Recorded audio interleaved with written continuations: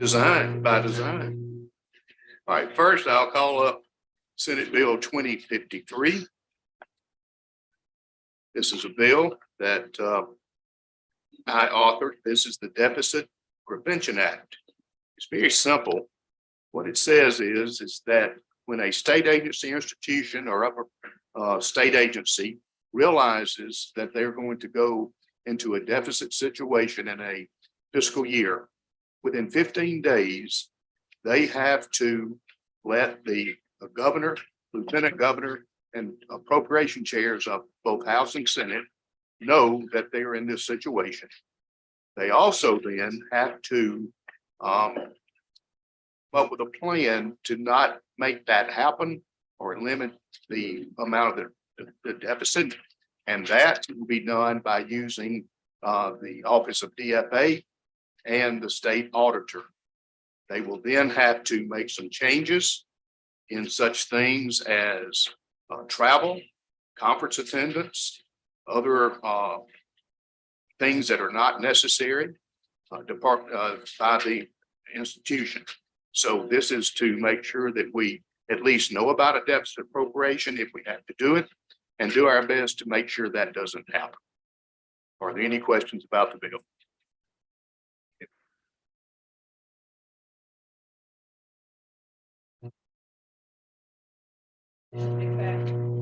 Title sufficient to pass is the motion.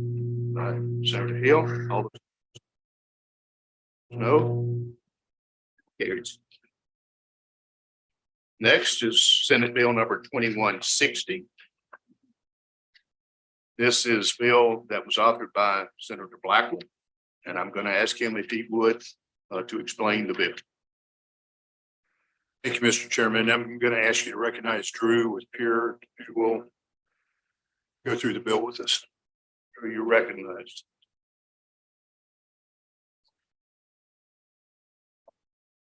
Thank you, Mr. Chairman, members of the committee.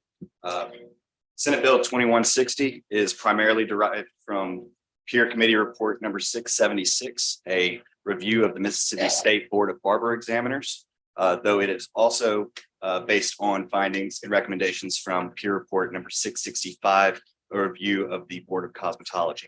You have highlight sheets from both reports in front of you right now. And this bill primarily does a few things based on these recommendations and findings, which saw that both of these boards had several deficiencies in their operations. It makes a recommendation to resolve those by dissolving both boards, placing the responsibilities and resources of both boards within the State Department of Health, and giving those responsibilities to the State Health Officer. It also creates two separate advisory councils, the Barber Advisory Council and the Cosmetology Advisory Council, which would then give advice and recommendations on the regulation of these professions under the boards currently to the State Health Officer and State Board of Health, which they can then take into account when making regulations. These advisory councils would not have any role in the actual regulations day-to-day of these professions. It also, based on the findings and recommendations, changes the structure of the advisory councils to make sure that all professions are represented on the council. So rather than having 5 cosmetologists, as the board does currently, it would have 2 cosmetologists, one of which is a salon owner, 1 manicurist, and 1 esthetician. It would also make sure that the 5th member of both advisory councils would be a consumer representative that has no relation to the industries that they would be assisting in regulating. Excuse me. The second portion is it addresses licensing requirements for all professions to make sure that they are more competitive with other states. The universal licensing law that passed in 2021 made it to where anyone who had received a professional license and worked in that state for a year could come to Mississippi and get their license without having any additional training or take any tests, with the exception of a state laws exam, and receive their license. While that's great for out-of-state transfers, it does put Mississippi residents at a competitive disadvantage in receiving their licenses. So what this bill does is it changes licensing requirements for all these professions under the purview of these boards to reduce barriers of entry for aspiring practitioners. It does this in 4 ways. The first is it reduces the age requirement to receive a license in any of the professions from 18 for barbers and 17 for cosmetologists, manicurists, and estheticians to 16 for all of them. Currently, there are 40 states with less restrictive requirements for barber age requirements, 21 states for cosmetologists and the other professions. This would put us on par with states like Arkansas, Alabama, Tennessee, and Georgia. The second is it reduces the prerequisite education requirements from a high school diploma or its equivalent to a 10th grade education or its equivalent. This would put us in line once again with states like Alabama, Arkansas, and Tennessee. The third is it removes a requirement that practitioners be able to read, write, and speak English in order to be licensed by these boards or the state Board of Health in this instance. Currently, the Board of Cosmetology has in its statute the requirement for English fluency, which means that they can't offer language accommodations on the testing that they have, despite the fact that the national organization that provides their tests already has 4 languages that they can accommodate: English, Spanish, Vietnamese, and Korean, with like 10 more on the way. If you remove this language requirement, as this bill does, you would be able to provide those language accommodations for testing and be able to get licensed practitioners who are otherwise qualified but can't pass the tests currently because they can't speak English. Finally, it will allow for apprenticeships in lieu of traditional schooling as an opportunity to get the training in order to become licensed. Currently, there are 24 states that allow barbers to receive their training through apprenticeships, 22 that allow it for cosmetology, and 21 that allow it for estheticians and manicurists. These apprenticeships would require double the hours that schools are required. So for cosmetologists, rather than 1,500 school hours, they could get 3,000 apprenticeship hours. It would ensure that there is a 1-to-1 mentorship to apprentice ratio, that the apprenticeship program is approved by the State Board of Health, and that the mentors have a higher level license than just a barber or cosmetologist. So for barbers, they would have to have a barber instructor license. For cosmetologists, manicurists, and estheticians, they would either have to have an instructor license or master license in what they are providing the mentorships for. That is a summary of this bill. I'm happy to answer any questions that you may have. Drew, thank you. I'm impressed. You didn't fumble over the word esthetician one time. Thank you. Questions from the committee? If not, do I have a Senator Branning? What will this cost the state now that the proposal is to move this under one of our agencies? Yes, Senator, this would actually save the state money based on the cost benefit analysis that we did in report 676.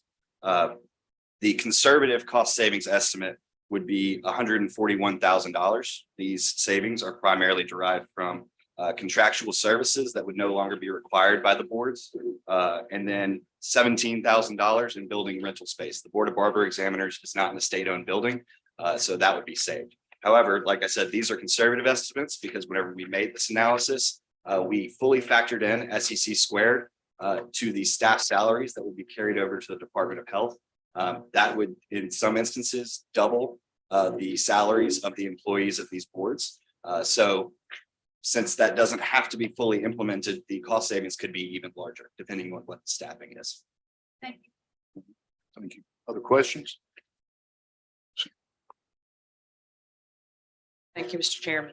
So would the apprenticeship totally eliminate the need for any written testing? No, ma'am. So how does that factor in? So the process for receiving a license is currently you have to satisfy your prerequisites to get in cosmetology school or barber school. So you have to be 18 for barbers with a high school education. Then you go to school for 1,500 hours of training, which is a combination of theory, textbooks, and practical training. Once you've received a certificate from the cosmetology or barbering school that you graduated from, you can then apply to take a test with the board. That is 3 parts, excuse me. You have the national theory test that I was talking about. It's the largest and most difficult part. You have the state laws test, which covers the state laws of Mississippi related to the professions. And then you have the practical exam where they demonstrate the abilities that they learn in cosmetology school. That would still be required for apprenticeships. But rather than having to get a certificate from a school, you would show time cards or evidence that you completed your apprenticeship training with the mentor. Other questions? Do I have a motion? Motion is title sufficient to pass. All those in favor say aye. Aye. Opposed, no. Ayes have it. Bill passes. Thank you, Mr. Chairman. Thank you, Drew. Next is Senate Bill 2054. Again, this is one of Senator Blackwell's bill. Senator Blackwell, I'll recognize you to explain. Thank you, Mr. Chairman. Again, this is a peer committee bill and would ask you to recognize Ted Booth to explain the bill. Mr. Booth, you're recognized.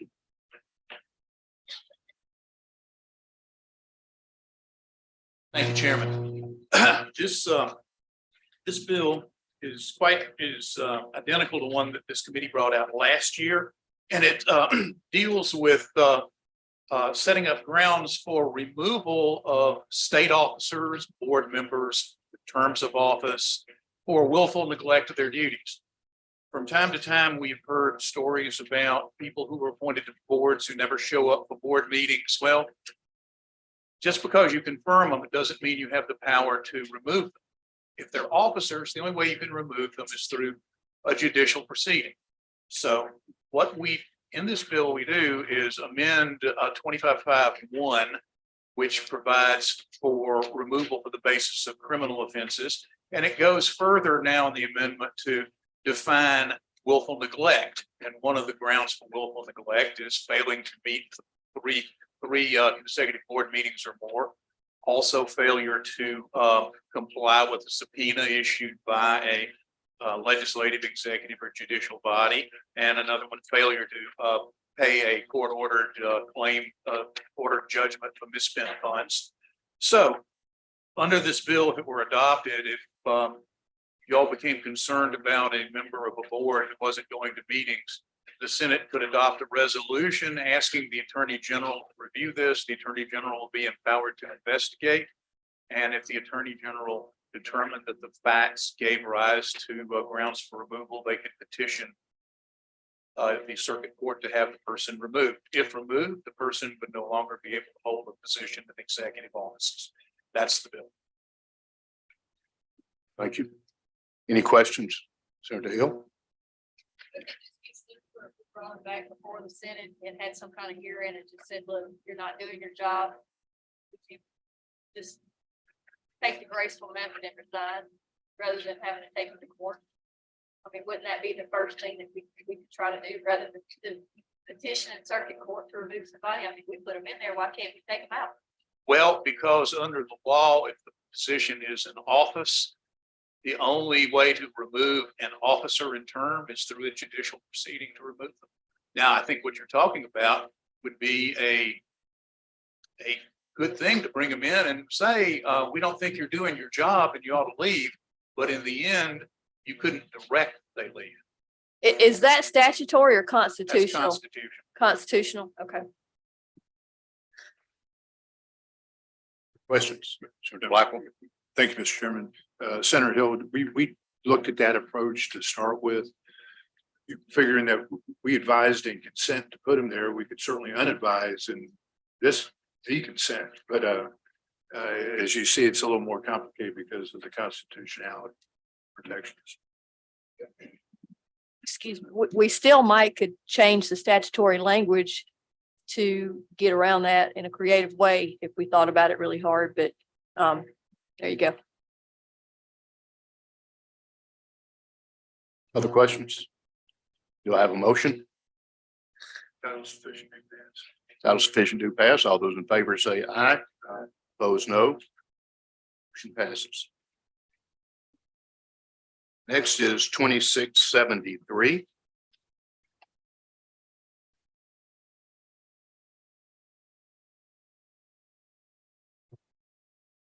This bill is one that will separate the Mississippi Real Estate Board Commission from the Appraisers Board. And I've asked, even though it has my name on it, I've asked Mr. Booth if he would to explain. Thank you, Chairman. This bill, if adopted, would make the Appraisers Board completely separate from the Real Estate Commission. Back in 1990, in response to federal mandates regarding the regulation of appraisers, the Mississippi legislature adopted a law which created an appraisers board, but it made it an adjunct to the real estate commission. And the way that is operated over the years, the real estate commission is responsible for providing some staff support and office space, and they have staff built with investigative matters. But the appraisers board has the discretionary responsibility to pass rules and regulations. If an investigation determines that someone should be brought before the board handles the adjudicative functions to punish. But once again, it's a rather odd arrangement to put two boards together like this. What this legislation could do would be separate the appraisers board completely from the real estate commission. And under those conditions, it would operate the way most professional regulatory boards operate. In fact, all the ones I can think of right now, where they have their own offices, they manage their own budget, they're responsible for all of their own operations. So once again, if that's what this bill would do, it would separate the appraisers board from the real estate. Thank you. Let me say before we probably have questions, both the appraisers board and the real estate board are in agreement that this is a good idea. Questions? If not, do I have a motion? Motion's title sufficient to pass. All those in favor say aye. Opposed, no. Ayes have it. It passes. Next, Senate Bill 2538. This bill is one that Senator Williams has introduced, and I'm going to ask him to explain the bill. Thank you, Mr. Chairman. I appreciate it. The pre-need disaster bill basically just sets up a structure to where counties can go in voluntarily and pre-qualify for disaster cleanup after disaster. In the last 3 years, estimates from MEMA is we've had about $100 million cleanup due to natural disasters, and about 10% of that $10 million has not been reimbursed from FEMA. If the vendors that do this follow a certain checklist, the money will come down from FEMA and reimburse them. So we've got about $10 million, mostly smaller counties, I believe, that haven't been reimbursed. We're trying to save that money so we can pull that down. This will basically just simply the companies will pre-qualify beforehand. It mirrors a bill in Alabama. I think we had the tornadoes in 2011. Alabama went forward and put something on statute, and we're mirroring that. They've had over a decade of success with that. What else? This is not mandatory. In no way does a county have to opt into this. If they do, there's nothing that it restricts them from doing that they can now. They can follow the protocols that they've always done if they're comfortable with it. Just may or may not get reimbursed for those monies. Another thing that's in there that I think is good to have, that it will be a 1-year contract with an option for a 1-year extension if both parties agree. DFA will set this up and administer it. There are going to be 9 different zones. They will follow the current MEMA zones. It's in the bill, the counties that are in that, but we felt it would be best for it to just follow the MEMA zones that we have currently. Mr. Chairman, that's a short synopsis of the bill. Sure, just a second. But everyone should know this was a MEMA requested bill. All right, Senator Hill.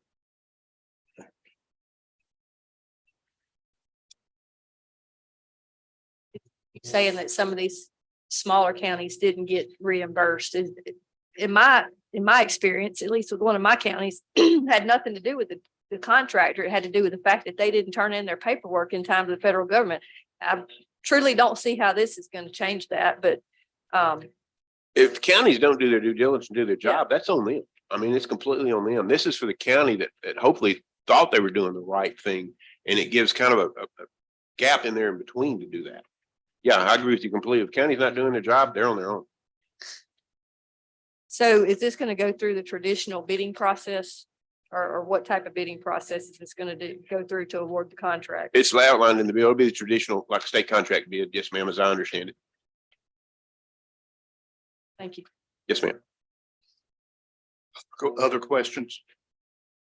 Senator Thompson. So this is my first time seeing the bill, and I can appreciate the effort here because it really is an issue, particularly on the coast. Whenever Yes, you have small storms come through.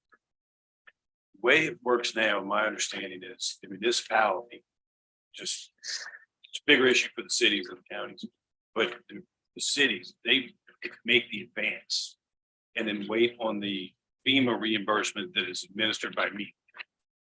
Sometimes there's hold up between FEMA and MEMA, sometimes it's hold up between FEMA and the city, but that's theoretically how it works. Yes, sir. Does this change that? Nope. Reimbursement portion As far as the timeline, or I guess, does this change the municipality's obligation to advance no. the monies? No, the methodology that's currently in place, the disaster occurs, the county or the municipality will pay that vendor with whatever terms they've agreed upon, submit to MEMA, then FEMA for the reimbursement. It's that paperwork that's in between there submitted if that vendor qualified or not. We're pre-qualifying that vendor so that we qualify for the FEMA reimbursement. So with this pre-qualification, does that track some kind of existing FEMA federal regulation or requirement? Yes, Okay, so that's Yeah, what you're trying to do. You're trying to, that is correct. Let's say there's 10 boxes you got to check for vendor X to be approved, and we got 8 of them checked in a county. Therefore, we didn't qualify for reimbursement. By pre-qualifying, we ensure that every one of those FEMA requirements are met by the vendors. on the front before. On the front end, yes, sir, that's exactly right. We have a natural disaster come through.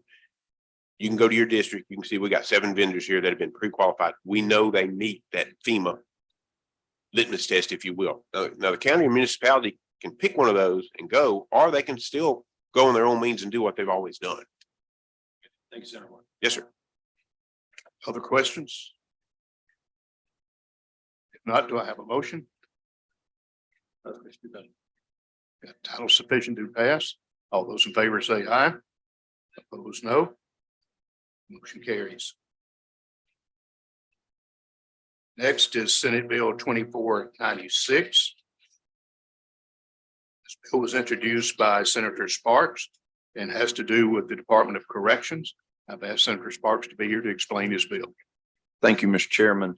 The bill in 2496 may look similar to something that you saw in 2018, where there was a performance audit performed for the Mississippi Department of Transportation that the Department of Audit contracted out with a group that specializes in transportation to give them input on how they could do better, maybe some areas where they were doing well, but to do a true performance audit, which is really somewhat outside of the scope of the local state auditor, asking for the same thing with the Department of Corrections, that there be a reputable third-party auditing company which specializes in correctional performance audits.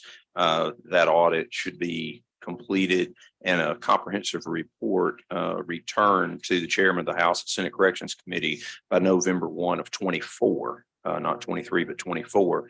And some of the things that we're asking to look at is the average cost per day per inmate for all MDOC custody classes, the cost of medical and food for all custody classes, the cost of supervision privately. 1 and D is the cost of MDOC facilities maintenance compared to projected new cost of facilities. The internal look at the operation of the 15 regional correctional facilities, the administrative cost, and the cost of training within the department, recidivism reduction programs, the cost of the technical violation centers and restitution centers, and the incidents of violence or sexual assault in MDOC facilities and the cost associated therewith. The purpose of this is to try to help us see where we're at. The chairman mentioned earlier deficit appropriations. This is one of the agencies that's come forward with a very large deficit appropriation and a large increase the request and appropriations for next year. So we want to make sure long-term what we're investing in, that if we're paying too much for maintenance on facilities that potentially could be replaced, that somebody with a specialty tells us that. The other piece of this is that 47.5.12.11 is the requirement statute that here every 2 years provides us with a cost per day per inmate of incarceration. That number is then used by statute to contract out with private supervision through other companies, and it has to be 10% less than what the peer number is. What I have discovered is the peer number is a number based on a middle custody type classification, not close custody, not someone who has mental issues or things of that nature. And that number that came out recently was $59. Some of the contract proposals and appropriation not only are not 10% less than $59, they exceed $59. So that's why this particular bill says each custody class, each class of inmate that we have, so that we have a fair number that we can work off of. So that is a brief explanation of the bill, and I would be proud to yield any questions. Thank you, Senator. Any questions? Have a motion? Motion's title sufficient to pass. All those in favor say aye. Aye. Opposed, no. Thank you, Mr. Chairman. Welcome. Next on the agenda is 2044. I have pulled that from the agenda. We will not be taking that up today. Then so next would be 2678. So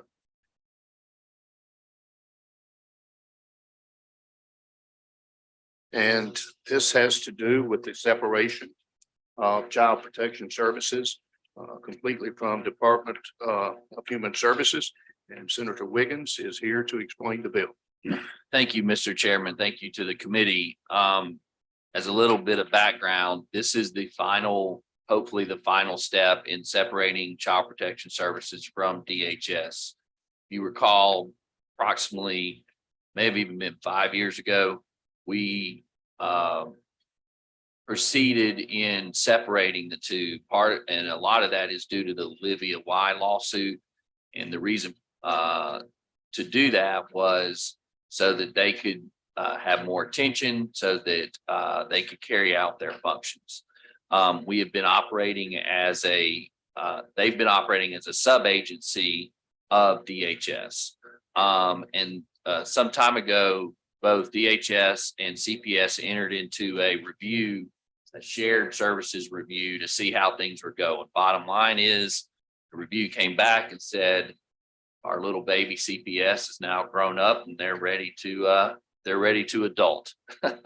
So that's what it's doing. The bill sets out a lot of the duties and obligations of CPS for our children. It establishes the commissioner, and many of you know Andrea Sanders, who's doing an excellent job. So it really makes CPS to be a standalone agency at this point, which also means that their budget and the appropriations will be standalone, which we've been doing that together for the last number of years. This will allow them to adhere to the Olivia Y lawsuit, to bring that forward and get that hopefully behind them.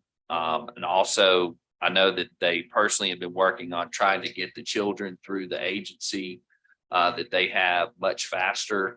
And so it's accomplishing all of those things. And so, and just to kind of refer back to the report, it says that they have done everything that they are ready to do that. The costs will actually be more efficient and more streamlined by them being fully separated from DHS.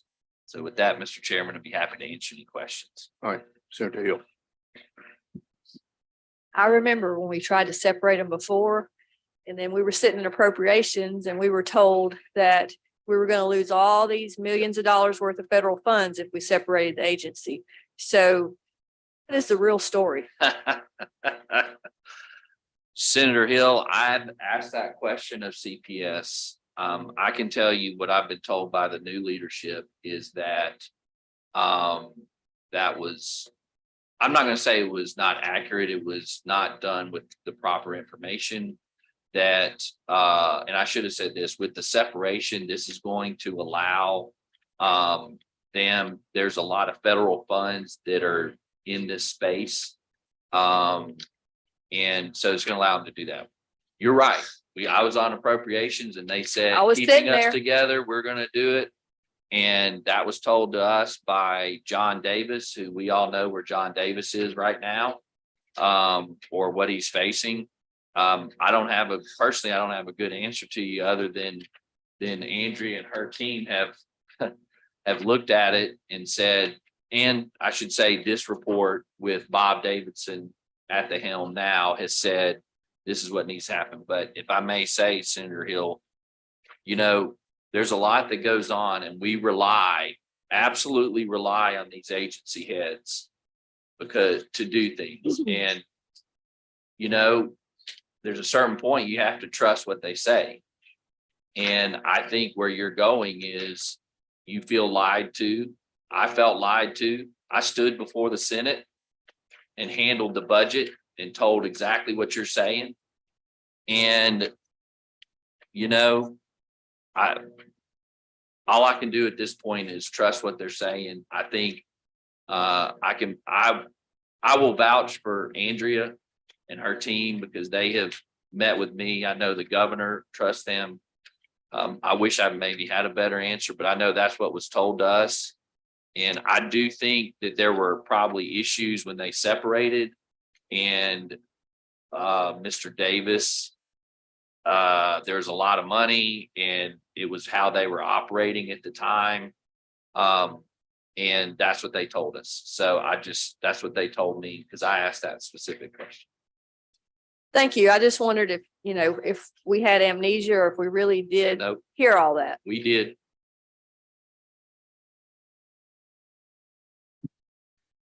Questions? Senator Ford. Thank you, Mr. Chairman. So has this, what we're attempting to do by statute, has that been posed or presented to Health and Human Services on the federal level to get their assurance that we would remain in compliance with the funding for the program? Yes, the short answer is yes. And it was actually the request by Olivia Y to do this because going back, what was happening was CPS and the functions of the children and protecting them was getting lost within the agency. That's why they had quite a number of the problems. And so the recommendation to comply with Olivia Y was to separate them out so that they would get more attention, get the funding that they had, which goes back to Senator Hill's point. It was all intermixed. And I should say this report that they did talks about how they've separated and where they are. So yes, it complies with that and will allow them to maximize federal funds that are tailored towards protecting children and those type things that they're not doing that, can't get now. Other questions? Senator Blunt? Thank you, Mr. Chairman. Senator Wiggins, aside from just this bringing forward, sounds like a lot of code sections to carry out the separation. Are there any substantive policy changes to what CPS is doing now that are addressed in? Well, I'll answer it in general form. It gives them the tools that they don't have now. Remember, they've been operating as a sub-agency of DHS. And so going through the bill, it tells what, if you will, deputies that the commissioner can have. It tells you what their obligations are towards the children of our state. It tells you what funds and grants that they can need to apply for. It tells what things that they're subject to, like audits and accountability, and who they can work with and work for. So yes, it does do substantive things like that. But they've been and it focuses the mission on children, whereas at DHS it was a big picture, and now they're about the children being safe, you know, dealing with things like youth court and protection. That's why we call it protection, it's being lost. So yes, they do that, but it's extensive. Thank you. I can read it all if you want me to. Please don't. Other questions from the committee? If not, do I have a motion? The title is sufficient to pass. All those in favor say aye. Opposed, no. Ayes have it. Motion carries. Thank you. Thank you, Senator. Next is Senate Bill number 2844. And if you'll look, the change occurs, and you won't even see what the change is on line 57. You see the stars, the asterisks. We had to take out some things to make this bill work. And previously, what has happened is if one agency determines that they want to give a car to another agency, that cannot happen unless the receiving agency doesn't pay for it at a preset amount by using some industry standards. This has created confusion among the different agencies, and DFA has asked that we make this change by eliminating the rule that you have to purchase the car from another agency in Mississippi. That's all the bill does. Do I have questions? If not, do I have a motion? Motion is title sufficient to pass. All those in favor say aye. Opposed, no. Motion carries. Next and last bill is Senate Bill 2853, authored by Senator Whaley. I've asked him to come and explain the bill.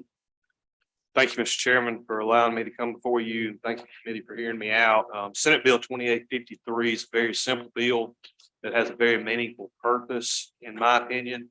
I'll begin with section 1, which basically just outlines the definition.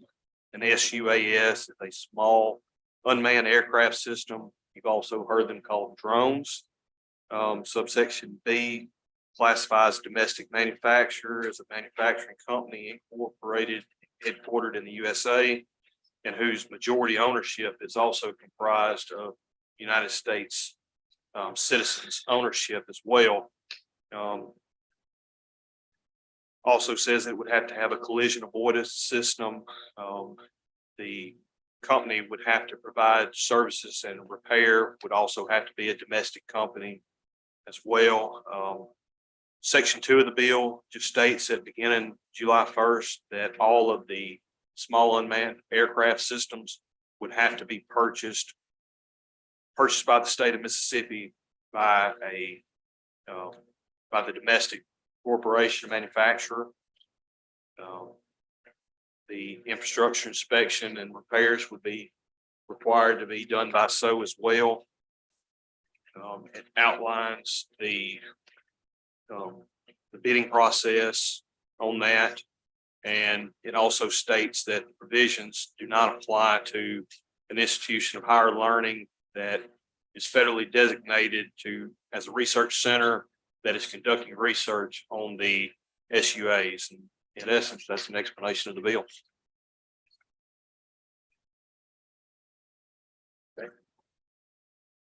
Questions, Senator Hill? Was there any consideration to going farther than drones and looking at other advanced computer related technology? Because we've seen the audit report of what some of our federal agencies have done and bought. And I just wondered why we limited it to drones. The honest answer to that is because drones is all that I thought of. And that, if we need to go further, I'm more than willing to work with you in the future on further than that. But right now I saw the issue as far as the data collection being used by state agencies. And I wanted to get that to a safer collection service. In other words, that was my reason for the narrowness of the bill. I think the federal government has gone so far as banning certain technology purchases from China for their federal agencies. And I have a bill that kind of mirrors what some of that has happened in the federal agencies. So if you don't mind looking at that, maybe we could expand this a little bit. And Yes. appreciate your work. Yes, ma'am. I absolutely be more than willing to. Any other questions? Do I have a motion? Motion is title sufficient to pass.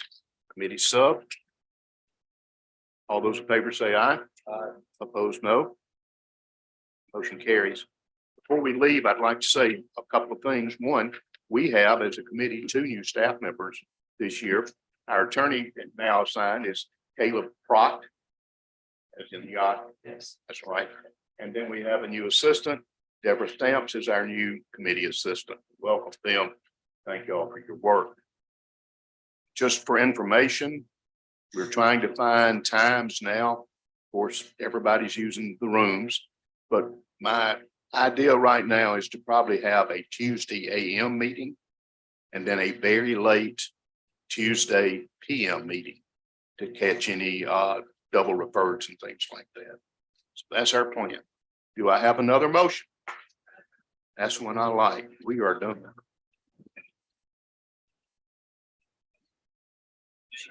Better than I thought. We didn't get very much weeds. Good. Question. It's the game.